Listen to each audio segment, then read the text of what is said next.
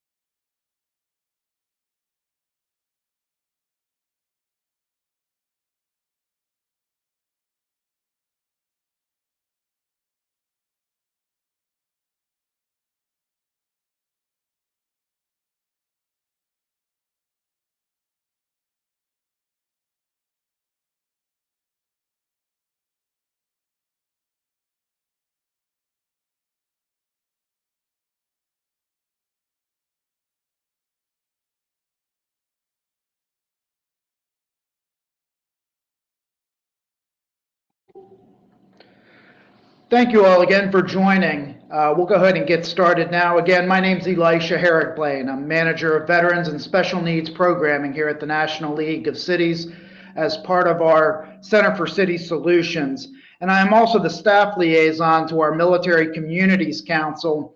And this webinar, Building Partnerships with Military Installations, came about as a result of conversations that have been occurring within our Military Communities Council. And so we're fortunate again to have the speakers with us, and want to really have this opportunity to dive in to learn about the experiences from our panelists today. Just a couple of housekeeping items. We have automatically put everyone on mute to prevent any interference with background noise. We are recording this webinar, and we'll be putting this on our website for folks who want to come back and reference this information in the future. So just want everyone to be aware of that.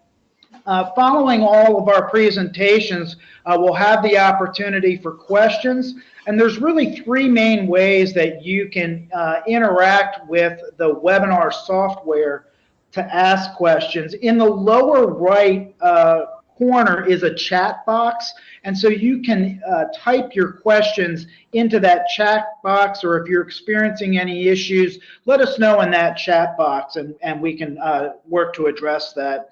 Also, you'll see a hand icon to raise your hand, and that will let us know that you have either a question or an issue, and we can again work with you to get your question answered or to address any issue that you might have.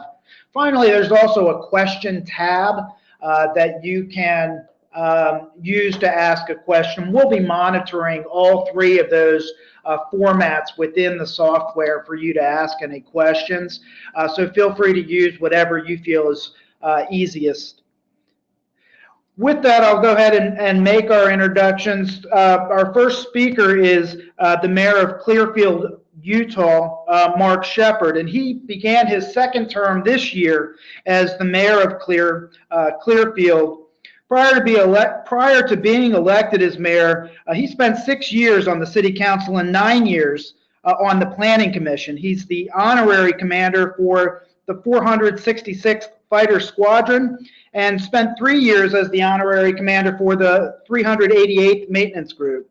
He sits on the board of directors for the Utah Defense Alliance and is the governor's appointee to the Military Installation Development Authority. He's a realtor by profession and owns his own brokerage in Layton, Utah. He's married to his wife Tammy for 29 years, and they're the parents of 7 children and 2 granddaughters. So we really appreciate Mayor Shepard being with us. Following Mayor Shepard's presentation, we'll hear from Councilmember Jungus Jordan from Fort Worth, Texas. The council member was first elected to the Fort Worth City Council in June 2005, and he represents the city's 6th district. He's a native of Fort Worth and was born at Carswell Air Force Base and earned a bachelor's degree in economics from TCU and has a master's in management from Webster University. He's also a graduate of the Management Executive Program at Cornell. He enjoyed a distinguished career in the Air Force that included tours of duty in Vietnam, Germany, and in force management and personnel for the Office of the Secretary of Defense here in D.C. at the Pentagon. He's the recipient of more than 15 medals and commemorations, including the Defense Superior Service Medal, the Meritorious Service Medal, and the Vietnam Service Medal. The council member represents Fort Worth as a board member for the National League of Cities, as well as on the Texas Municipal League and the North Texas Commission. And he's the current chair of the Texas Municipal League, the Texas Mayors for Military Communities, and serves on the Texas A&M Transportation Institute's Advisory Council. So we are appreciative of the council member spending some of his time with us today and sharing his knowledge. Finally, we'll hear from Bill Adamson with the South Sound Military Communities Partnership in Lakewood, Washington. Bill is a career Army officer with more than 30 years experience in the military and industry and interagency experience. His final active duty assignment was with the Office of the Secretary of Defense in their policy, strategy, and plans staff. He joined the South Sound Military and Communities Partnership as program director in January of 2016, and he works to address issues that affect the military and the civilian communities around Joint Base Lewis McChord, and to foster outcomes that are mutually beneficial for the South Sound region. Bill serves in a lead capacity, advancing partnerships that promote the value of military installations and strengthening communities through effective military and community relationships. And so that's quite obvious as to the benefit of him being with us today and sharing his experience and knowledge with us. And so we're very appreciative of Bill joining us today. With that, I'll hand it over to Mayor Shepard, and we're going to let the presenters kind of hand it from one to another. So you'll hear in order from Mayor Shepard, Councilman Member Jordan, and then from Mr. Adamson, and then we'll pick it up from there for questions and answers. From there, I'll turn it over to Mayor Shepard. Well, thanks, Elisha. Morning, everybody. I guess it's afternoon back east. It's still morning out here in Utah. I'm privileged. As I listened to the introductions there of both Bill and Jungus, I realize I'm the outsider. I've got 2 former military, phenomenal guys with amazing military backgrounds, and I'm the outsider who has worked forever from the outside of the fence, trying to better things on the inside and better the relationships with the base. I will apologize up front. My office sits right in the path of from Hill Air Force Base to the Utah Test and Training Range, and we are flying today, and so I'm getting quite a bit of F-35 noise coming over my head today. So if you hear some background noise, well, at least you know what it is. Before I get started into the slides themselves, I wanted to I'm talking today about the Enhanced Use Lease Project at Hill Air Force Base, which is at Falcon Hill. But I wanted to give just a quick background on the Enhanced Use Lease projects themselves and what an EUL, as they're known, really is. When we looked at years ago, started looking at our BRAC potential, this goes clear back to the initial BRAC rounds in the 90s. we looked at every opportunity to try to BRAC-proof us as a base, and that's a huge undertaking. And we implemented multiple strategies to really enhance Hill Air Force Base's mission and protect it from a BRAC round. One of those that came up is that at the end of that period in 2008 was our enhanced use lease. An enhanced use lease is the opportunity to take underutilized land from the military installation. Underutilized meaning it's not excess land. Excess land they could sell off, the government could divest itself of it, but this is underutilized, meaning that they would hope that in some time in the future it would be used. In our case, Falcon Hill is a 550-acre area on the west side of Hill Air Force Base that was underutilized in the sense that we've got some very old, dilapidated buildings. Most of the contracting and office efforts that happen at Hill Air Force Base happen in these old, very old 1200 series buildings from the 1940s and early 50s. They are old. They weren't meant for today's technology. They weren't meant for the computer speeds that we have today and the abilities to bring in today's technology. We saw that as an opportunity to join with the Air Force and revitalize both our area as a city as well as the base itself by entering into this enhanced use lease. It is a 50-year lease where we are taking on as a project this 550-acre master plan development.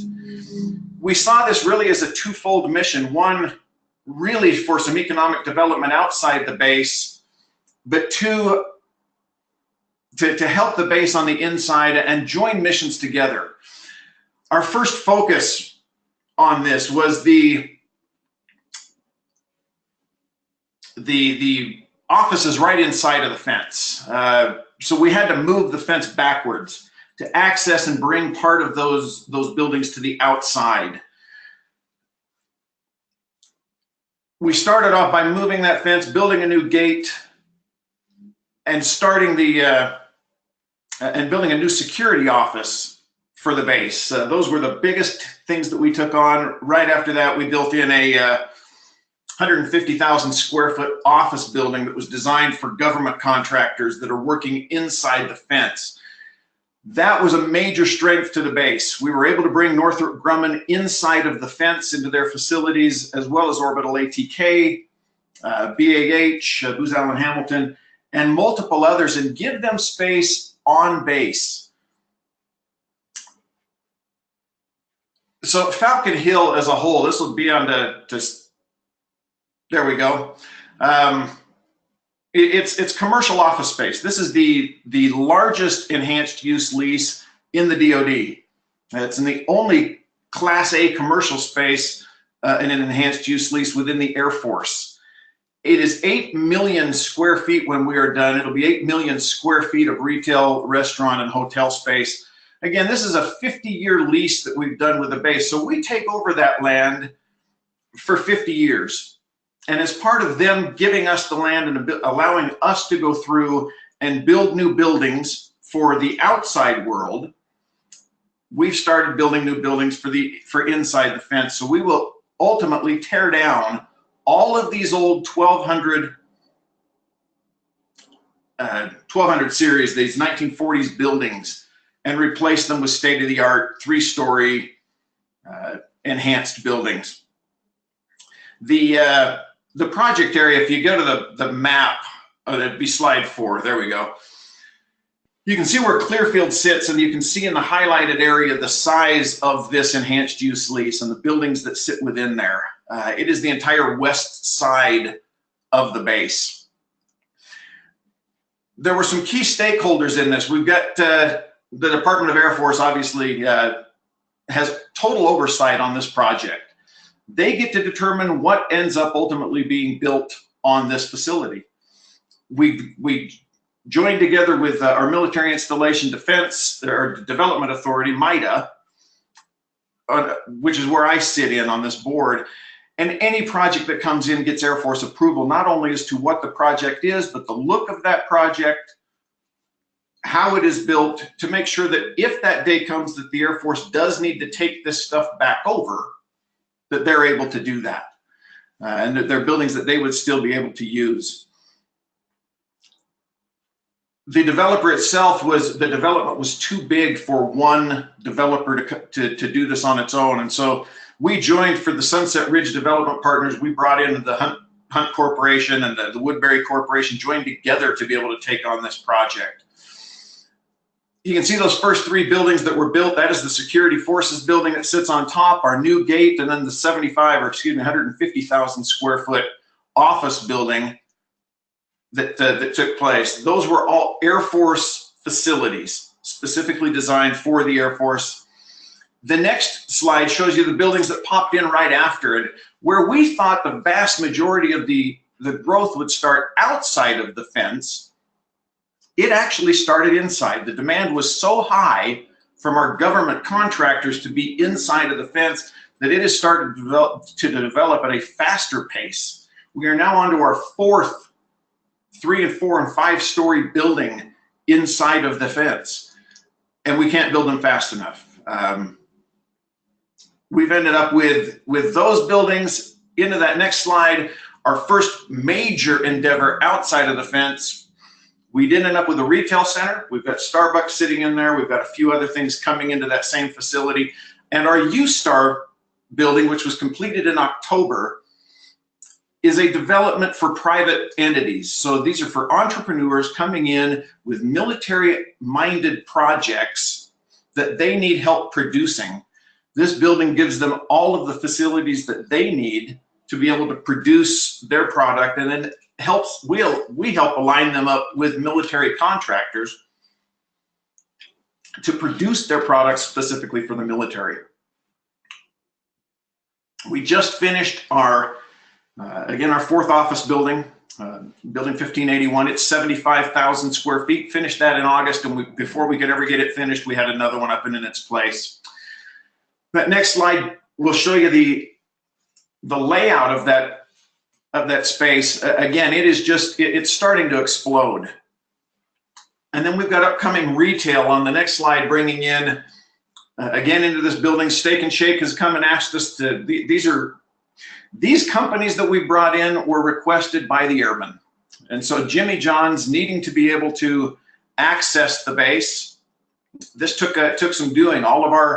All of their drivers, because they do deliver, had to be approved and authorized to drive through the vents and get back into these buildings to deliver food. The same thing with Steak and Shake. Steak and Shake is one that is fairly new to Utah and was requested specifically by the airmen who have been all over the United States to please bring this in here. This is something we need to support. We do have a hotel planned. It's just waiting on the demand to be there. It's anticipated that it will hit this next year. 2 additional restaurants, major restaurants, and our first large 75,000 square foot office building coming outside the fence, all in this next coming year. This is all demand driven. It's driven. We developed this as fast as we could. It sat dormant for quite a while. We put this into place again in 2008 and expected this project to just explode. And it didn't. Everybody knows that in 2008, we started a real downturn in the economy, and everyone thought this project was dead. As the economy started to revive, we stuck to it. And as the economy started to revive, we saw a significant interest in this project. And so it is entirely market driven. And it is building an enormous facility outside of this base and inside of this base. And as the buildings come down, new ones are coming up. This is, again, the Air Force's largest, or the DoD's largest enhanced use lease project. We'll skip over to slide 14. It just gives you a good outside view of what this looks like. And you can see at the bottom of that picture all of these old buildings. That is all inside of this enhanced use lease. This is a major help for the Air Force. The Air Force is being able to replace a large number of old buildings, and it's not costing them anything. People ask me all the time, what is the benefit to the Air Force in allowing an enhanced use lease to happen? The biggest benefit for the Air Force is that at no cost of their own, without having to go out and get milk-on dollars, they're able to redevelop this entire area, put in new buildings, enhance their facility, and it's not costing them anything. And at the end of it, yes, at the end of 50 years, we'll renegotiate a lease with them.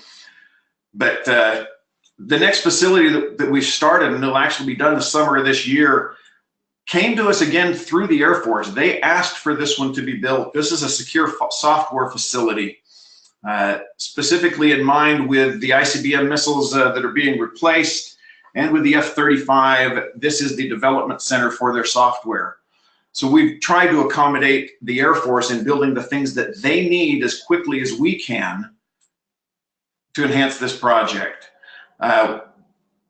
More things that are coming on slide. We'll skip right to slide 17, because this year really starts a big kickoff for us. On the north end of Hill Air Force Base is the Hill Air Force Base Museum, which is an enormous facility, but it sits really in the way of kind of where we need to grow this, where demand is asking us to grow this. And so this year we will end up with a hotel on that end of the base as well, office, retail, and we will be moving all of the outside aircraft from the museum to a new inside facility. It'll be one of the most state-of-the-art Air Force museums around the country. We're having to relocate gates. We're having to build new interchanges, and this is all really funding itself. I'm going to skip a few of those just to the very end. One other benefit to this with our enhanced use lease and with the Military Installation Development Authority, the demand has grown not just on Hill Air Force Base. As they've seen what we've been able to do at Hill, the Army has come to us from the Tooele Depot, Defense Depot in Tooele, to do the exact same thing out in their area. They've got about 800,000 acres that they would like to have developed. So we've just started the initial design phases out there for them. And then the military, the Air Force owns some land up in our ski resort areas. Out in Park City, they owned a small piece of land. And over the last several years, we have been working diligently to move that piece of land, to trade it, so that we can develop, and we'll start this actually this year, a recreation facility for the Air Force. We're building a hotel and ski resort that will be dedicated to the Air Force. The airmen will be able to use that at a significantly discounted rate to make sure that they have some time for recreation and fun with their families at a rate that they can afford. Park City's not a cheap place to be, and so to be able to provide that for them up there, all through the same enhanced use lease efforts, has been phenomenal. So with that, I am going to turn the time over to Jordan, to Councilmember Jordan.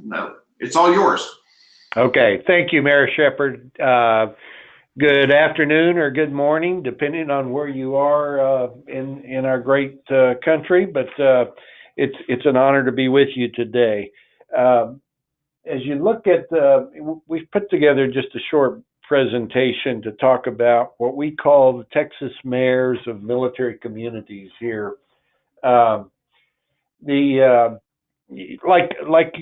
reason that we're all on the line is because we recognize the impact of the military installations on our cities and our local communities. And here in Texas, here in Fort Worth, we have a long heritage of that recognition.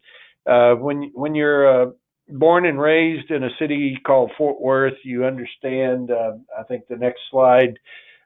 We started out as a fort. We started out in our heritage as suppliers to not only the military, but the nation of beef and donkeys and mules and livestock to support our military across the world.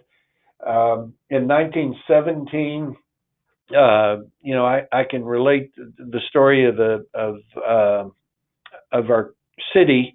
We participated in training over 100,000 doughboys in World War I out of Camp Bowie, my grandfather being one of those.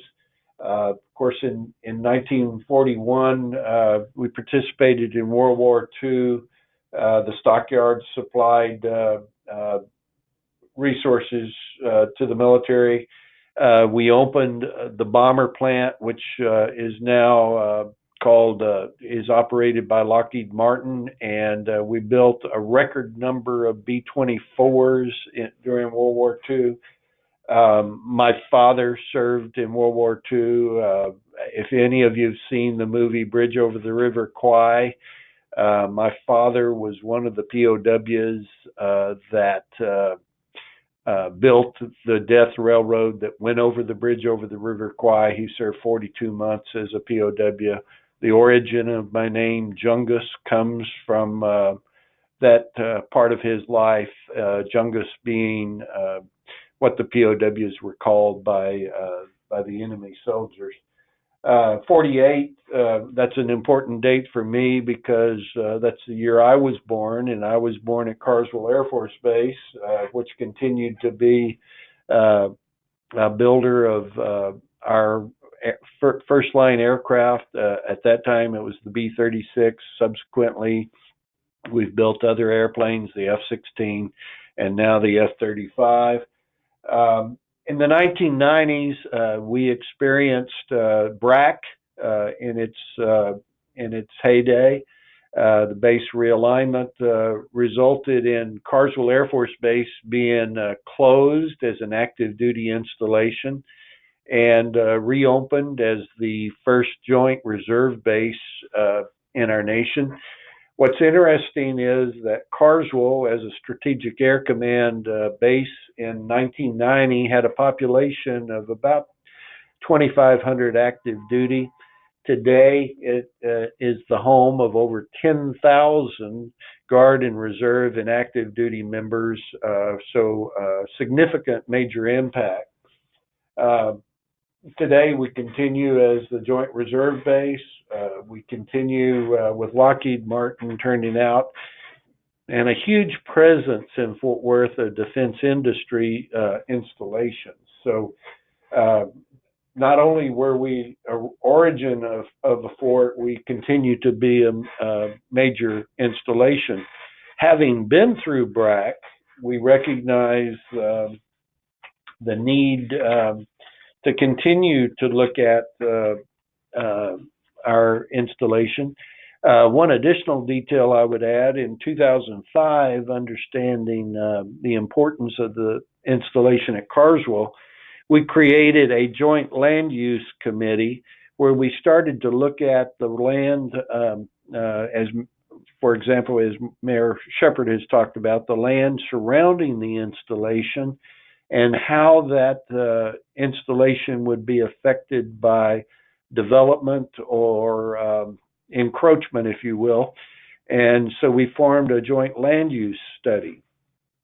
So the next slide, I think, talks about what statewide we did. In 2003, Governor Perry, who is also who was an Air Force pilot, Governor Perry came to office and he recognized the overall benefit to the state of Texas, and he created or established what is called the Texas Military Preparedness Commission, which was put together with citizens, many of which were retired military, some general officers or flag officers. But that committee was to look at the economic benefits of the military on our installations. In 2009, our state legislature passed what is called the Defense Economic Adjustment Assistance Grant Program, which was a program that would provide money for installations and cities to use surrounding installations for infrastructure projects that would serve to the benefit of maintaining access to military installations, to show community support for those installations and other things. In 2009, it was authorized, but it was not funded. So following that, the Texas Military Preparedness Commission commissioned a study. They produced a biannual report that looked at the economic benefit of what military installations meant to our locations. And it showed that the 15 military installations around our state produced over $140 billion in economic benefit and over 233,000 DoD jobs. Here at Carswell alone, we produced over $7 billion in economic benefit to the city of Fort Worth and the citizens of Fort Worth. About that time, we started looking at the threats. The next slide will show some of those that we defined that all of us are very much aware of. Having been through the BRAC once before, we are aware of the concerns there. Obviously, other national issues such as sequestration, budget cuts, the readiness posture of our nation and our military.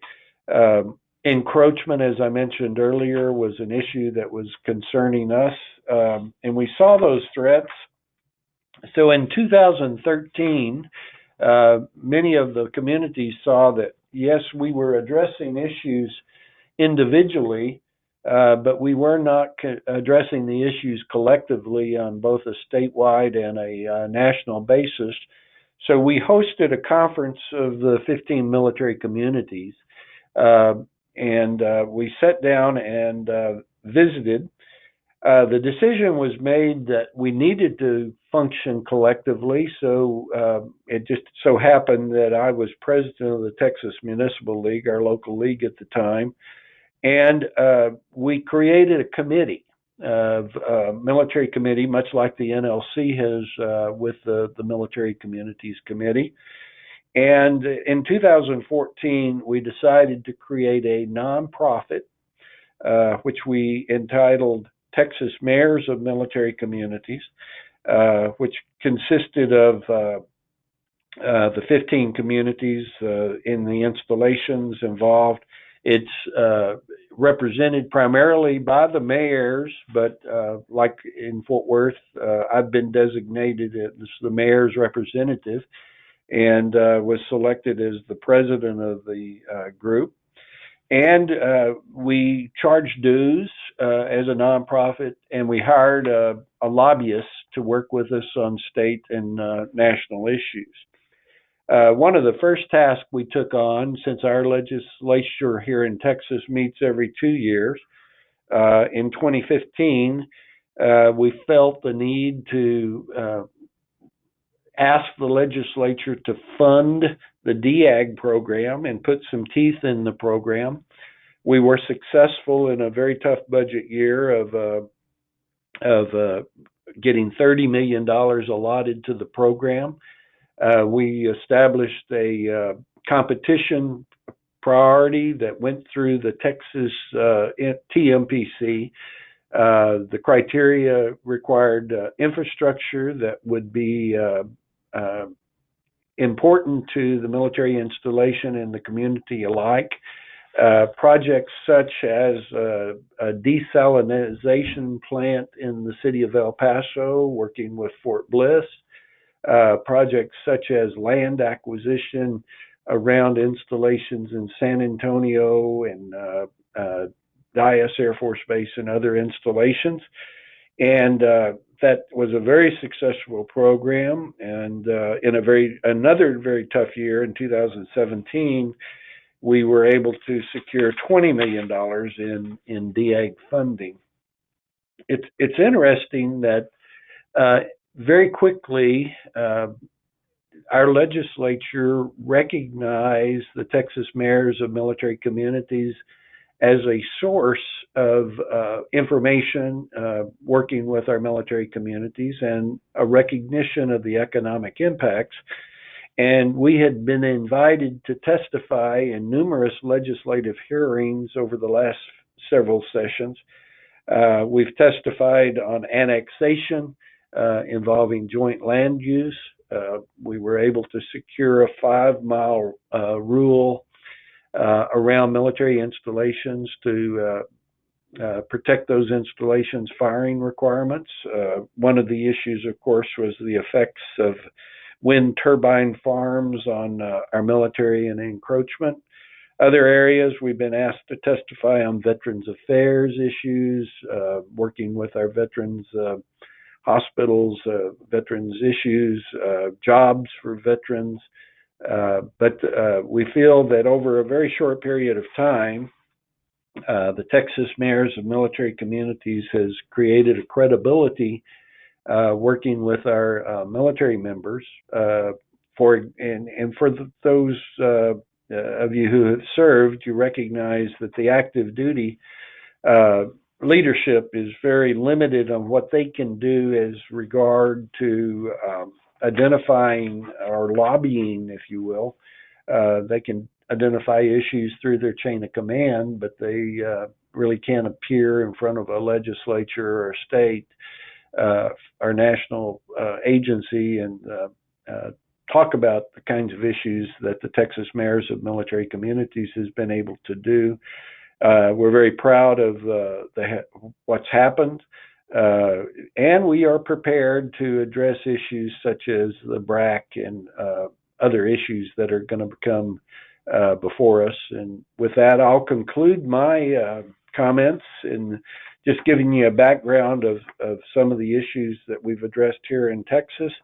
And I'll turn it over to Bill Adamson, who is the South Sound Military Communities Partnership in Lakewood, Washington. And thank you for your service, Mr. Adamson. Well, thank you, Councilmember Jordan. It's great to join this group, and I thank the National League of Cities for an opportunity to introduce the South Sound Military Communities Partnership to this large group. Like a good former military officer, I have slide 1 of 4 slides leading off with a mission statement. I will let you read that for yourself, but you see a series of logos underneath that, and I will just take a minute to explain sort of our organizational structure. First of all, I'll use the acronym SSMCP because that's quite a mouthful every time I say it. SSMCP focuses on the intersection of issues between local governments and the military community. We believe the cumulative support local communities provide military installations is critical to successful execution of the assigned military missions of the installations. Today, I hope to address several areas for you. How was SSMCP created? How did we go about initiating a growth coordination plan as well as a joint land use study? I'll talk about how we identify missing partners and how we get them woven into the SSMCP structure, how SSMCP is funded, and I'll close with this. If you want to replicate what we've done in SSMCP in your community, and there's one thing you should take away from today, I would say this, but I'll save that to my last slide of 4. So on these logos, you see an executive leadership team level with 4 logos represented by Pierce County, the City of Lakewood, Joint Base Lewis McChord, and the City of Lacey. Those are our major contributors, and they provide policy guidance to us on a daily basis if staff needs it. Second level is our steering committee, which is our decision-making body, and there you see various City of Yelm, DuPont, Tacoma, Thurston County, the Nisqually Tribe of Indians, and University Place. So those 10 organizations basically make up our decision-making body. And then at the lower level, you see a bunch of logos for working group chairs.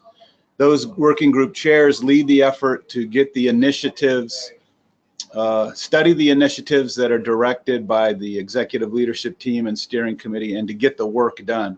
Above all of this, we have an elected officials council that gives us policy guidance and approval and approves our budget for the year.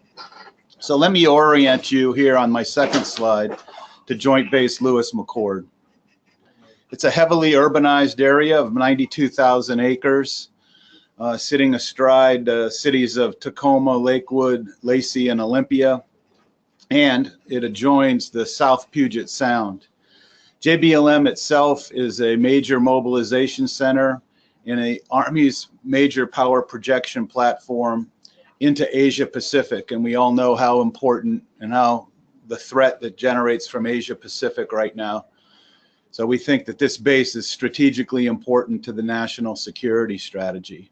We also have both many airfields and deep water ports in Tacoma, Seattle, and Olympia. JBLM is made up of about 55,000 service members and civilian employees. It's the number 2 employer by population in the state of Washington. The only employer that's larger is Boeing. The population at JBLM is greater than Amazon or Microsoft, and it's the number 1 employer in Pierce County and Thurston County. With that, I'll jump to my third slide and we'll spend a little time on this timeline.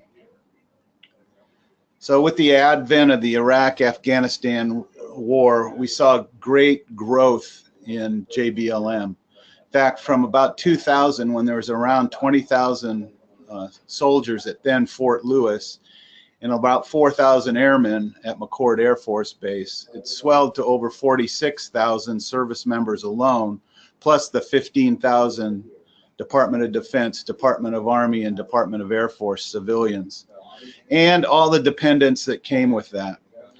And about that same time in 2005 was a BRAC, and one of the recommendations that came out of that BRAC was the joint basing concept.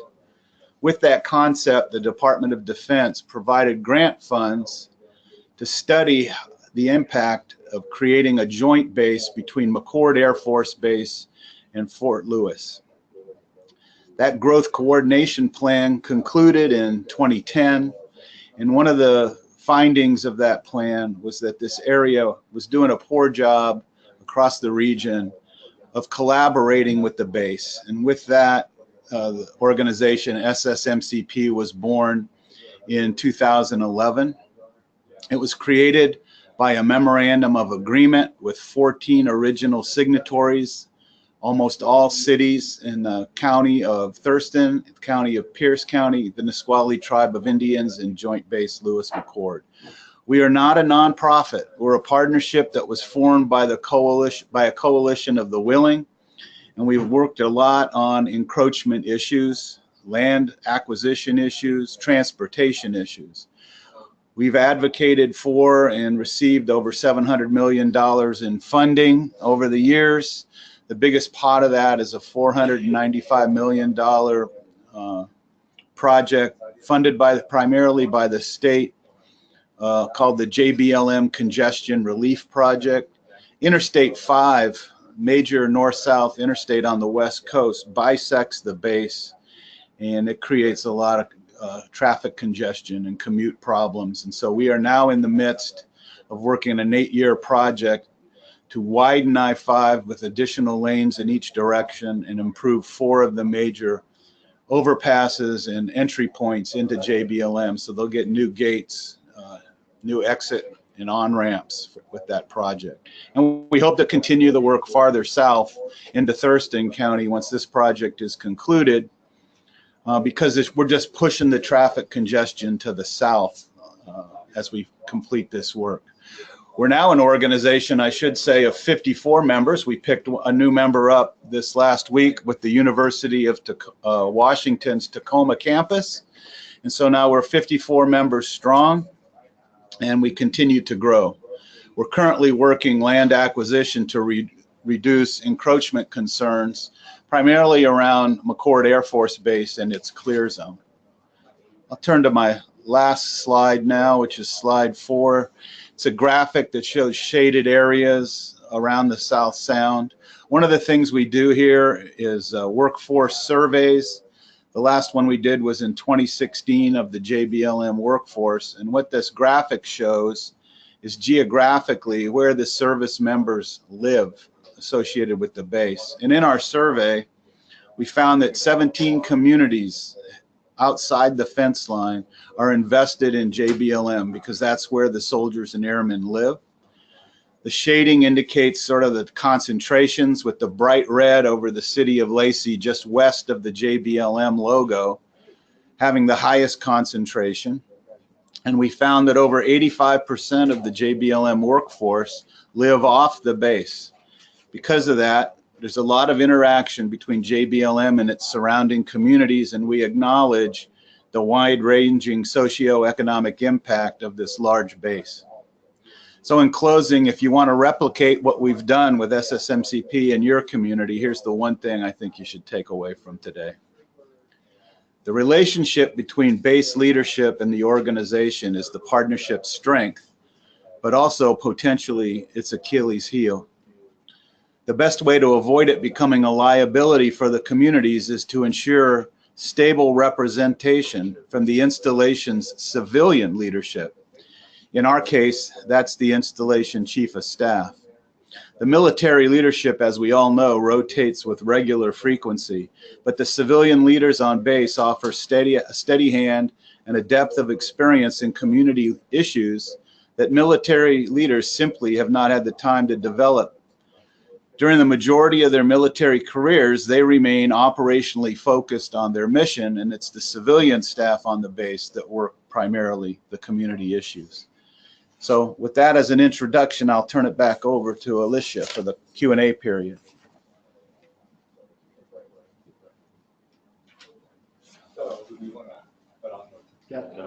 Thank you, Bill. I really appreciate all of that. Just great knowledge that not only you shared, but that the councilman member shared, and also the mayor shared. I know I've got at least one or two questions for each of you that I am hoping we can get answered. But I first want to make sure we hear from our participants. If you have a question, please either raise your hand, or in the lower right-hand corner of your screen, you should see a chat box. There's also a questions tab that you should be able to click on and answer questions there. During Mayor Shepard's presentation, we did have a question come in about what, if any, issues did you have with historical preservation of World War II buildings as you all moved forward with the redevelopment as part of the EUL. So Mayor Shepard, could you talk a little bit more about that? Yeah, we honestly didn't have any issues with that, which we kind of anticipated that we would. And so we were prepared for that and to do whatever needed to be done to preserve those historical buildings. But neither the community nor the Air Force itself had any issues at all with us tearing down these buildings. They're actually kind of anxious for them to go away. So we didn't have any issues. So that's great to hear. I'm wondering if kind of underneath that question might be an issue that some other communities may be facing around opposition to tearing down their buildings. So Mayor Shepard, you talk about some of the preparations that you all did in anticipation of possibly encountering opposition. Can you say a bit more about what those preparations entailed? Really, most of it was directed towards PR. How to address that with the public. You know, if those were to come up, would we be able to preserve part of them? There are things in that area that we won't tear down. There are a couple of buildings that we chose as a group not to tear down, and that's probably why we avoided most of the conflict. One of those is actually the headquarters for the 75th Air Base Wing. It is by all means an historical building. The others are not. They're warehouse spaces, and they were built around that time when, I mean, really, that's all they were there for. They were there to house weapons and other things specifically directed to World War II. Clearfield had both the Air Force base there as well as the Naval Depot, which is odd in the middle of the mountain west, but it's right on the rail line. So we were the access point for the Navy as well as the Air Force. but most of those buildings are warehousing buildings. So anything that was what we considered would be a historical type building with that kind of an architecture, we didn't even seek out to move. That's great. Thank you, Mayor. We're navigating through to see if we have any questions, and we're not seeing any more in this exact moment. But again, if you do have any questions, please either raise your hand, put them into that chat box down in the lower right-hand corner of your screen, or you can use the questions tab to ask those. While we wait to see if any of our participants have any other questions, I'll turn to Council Member Jordan to ask him to talk a little bit. It was great, Council Member, to hear that you all have the Texas Mayors of Military Communities there, and that you all are addressing not only the military issues, but also the veterans issues. Your fellow board member here at NLC, Mayor Ryder, has been working on some of that with the Association of Washington Cities out in Washington. And can you say a little bit more? You did talk about the Texas Mayors of Military Communities being independently staffed with lobbyists. I just want to make sure I'm understanding. Is it a formal part with that staff being Texas Municipal League staff, or is it an independent organization? Can you say just a bit more about that structure? We started out under the TML, the Texas Municipal League, and they got us off and running, if you will. But then we created a separate entity, and we are now a separate entity.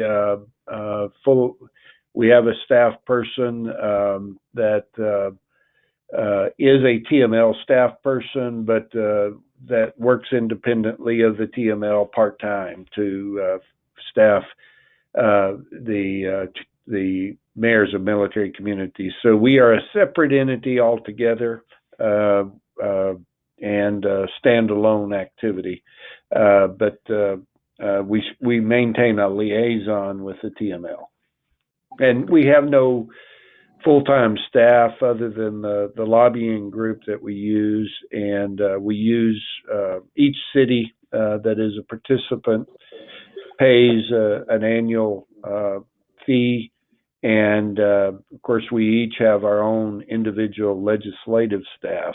So we're really more an informal activity. Again, no full-time staff other than the lobbyist that it works with us, but we are separate of the municipal league. And do you meet independently, or do you continue to meet as part of the TML conferences and things like that? Yeah, we meet independently. When the TML has its annual meeting, we do have a meeting of the group because we're all in the same location. But we meet independently in separate locations from the TML. And we either meet in person in our state capitol, or one of our communities may host, or we'll do a conference call such as this. But we are completely separate now from TML. That's helpful. Thank you. Bill, we've had a question come in that's related to a question that I had. You described kind of the structure. I was asking the council member there about the structure of the Texas Mayors of Military Communities. And a similar question that I have for you is, you talked about the structure of SSMCP. You described it as not a nonprofit, a coalition of the willing. Can you say a bit more about is it not a 501c3? Is it a 501c4? If it's, can you say just a bit more about kind of the formalized structure of it? And the specific question that we've had is, what is the budget of the organization? Okay, very good. Yeah, I did kind of skip over that. No, we're a true nonprofit. We have no IRS affiliation, 501c3 or elsewise. We're a membership organization funded by dues and the grants we're able to secure. We have a staff, full-time staff of 2. We typically have a graduate student intern from the University of Washington that's also working with us. The organization then, we have a general membership level, which is about $500 a year per member. Our working group chairs fund at $2,500 a year. Our steering committee members are $6,500 a year, and then our executive leadership team is $50,000 a year. I apologize for the background noise, but we have a ladder going up outside my office right now. So with that money, we have a budget of a little over $280,000 a year, not counting the grants that we're able to secure. That budget is approved annually by an elected officials council. It's about 120 people that meet twice a year. They approve our work plan as well as our budget. And then it's the executive leadership team, those 4 organizations that, as staff, we can rely on those 4 organizations to provide us guidance on operations, budget, or whatnot. And then the steering committee level is where we're making decisions on which initiatives to approve, giving status reports, advocating for dollars from the state legislature. We've gotten a lot more into the lobbying with the state legislator for monies on issues like encroachment and land acquisition. We do some work in Veterans Affairs through Social Service Working Group and Healthcare Working Group. We have 7 working groups that we are organized around. But it's all very much a coalition of the willing, and the willing have continued to grow to maintain our organization because I guess the work we've been doing has been very good for the communities around JBLM, and JBLM relies very heavily on us as their conduit out to the local communities. That's helpful, Bill. Really appreciate you expanding on that. Got another question that has come in from one of our participants here regarding the EUL projects. Did the city, the Air Force, or the developer through the bid process create and implement the master plan, or who are the decision makers on the use of that land? Mayor Shepard, can you talk a little bit more about that process? Yeah, that was actually a joint effort. We had a slide in there that showed all the players in there. The initial ideas came through the community, and then in joining together with the developers gave their input on what they've felt would be successful based on the demand to the Air Force Base itself, what jobs that might bring, what other needs would come in with that. And then ultimately it went to the Air Force and the DoD to approve the final master development plan for the community or for the EUL. And so it's had sign off from all levels and major input from the Air Force itself and the DoD. That's great. I think a related question that I had was I was intrigued by the U-Store building, and you talked about kind of the connection of entrepreneurs that are using that space to defense opportunities.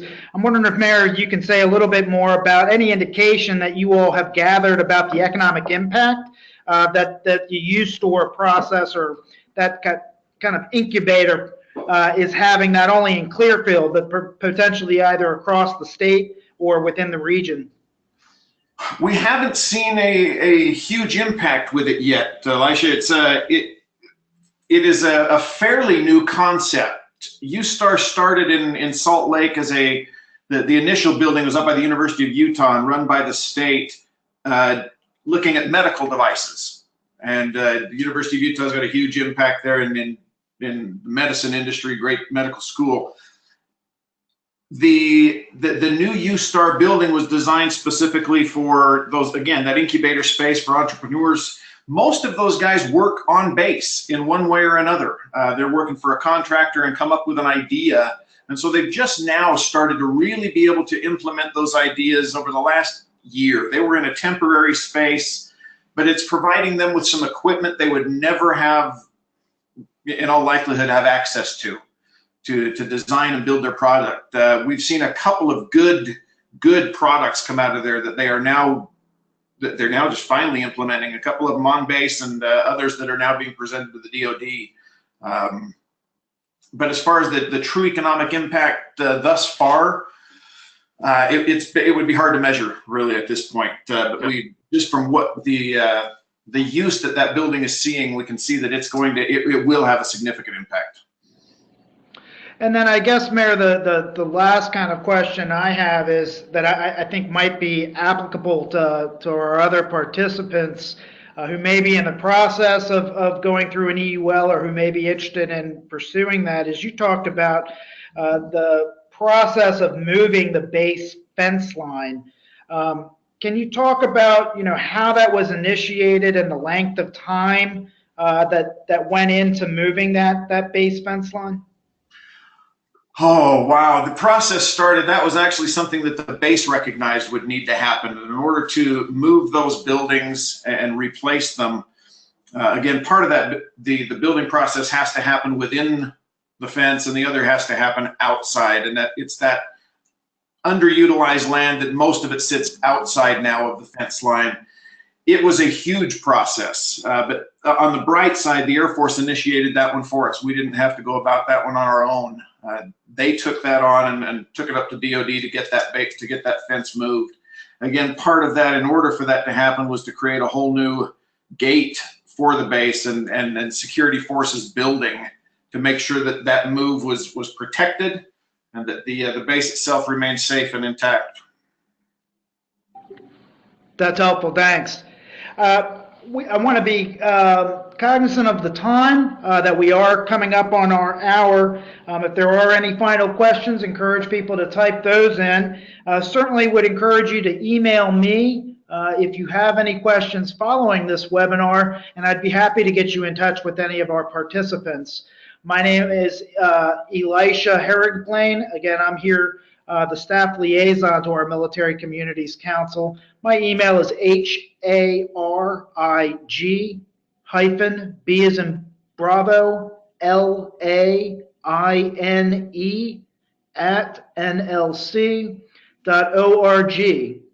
And then my final question will be for Bill. Bill, you talked about kind of the importance of the workforce survey and really documenting the impact. Can you just offer briefly what you would encourage communities that might similarly want to do a workforce survey? What do you think would be the first step in that process? Well, we've used different methods over the years. We've hired consultants that did the survey for us at fairly significant cost. Now what we're doing is my staff, we're putting the survey together, the design of it, by using a kind of a template from past year surveys. I think it's important that you have some stability in the questions that you ask so that you can see if there's a trend developing over the years.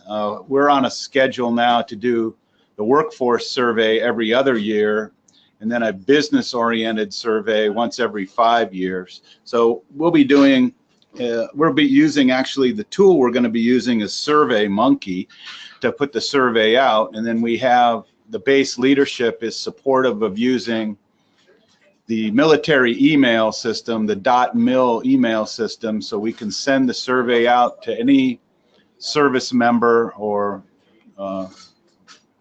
DoD civilian that has a .mil address, Air Force .mil or Army or civilians, so we can get good coverage across the base. So with 55,000 and heavy turnover every summer, we've learned that it's not good to do these during the summer, during the annual PCS season. We typically have 9,000 guys cycling in and out every summer. It's better to do these earlier in the spring when the workforce is a little more stable. And also this base in particular, these guys are operationally focused, always getting ready for deployments or gone training. So we try to find the time of the year when most of the people are on the base and can easily respond to the survey. Also, keep your survey structure short, like no more than 24 questions, I think is a good rule of thumb, and offer incentives for taking the survey, which we have worked out with the base, like at the AFES, PX, or MWR. We have incentive packages, kind of a drawing that incentivizes the survey respondent to finish the survey. Thank you. That's great, Bill. We appreciate all of those insights. I think it really underscores kind of your primary message there that you had at the end of your presentation, which was really about the importance of establishing good relationships with the civilian, the installation's civilian chief of staff, rather than the officer, the installation's officer, commanding officer. So with that, again, want to be very respectful of people's times. Want to particularly, again, thank Mayor Shepard and Councilmember Jordan and Mr. Adamson for them sharing their expertise with us today. I want to thank all of you for joining us for this webinar. This is the first webinar that NLC is hosting this year in partnership through our Military Communities Council. This will be going on our website for future reference. And we will look forward to seeing many of you for our conference, which is coming up here in DC beginning March 11th. As part of our Congressional Cities Council, the Military Community Council will meet as part of that conference on Monday, March 12th, here at the Marriott Wardman Hotel, where the conference is being held, from 12:15 to 1:30. So we hope all of you will be joining us for that. And with that, we'll sign off. And thank you again for joining us today. Have a good rest of the afternoon.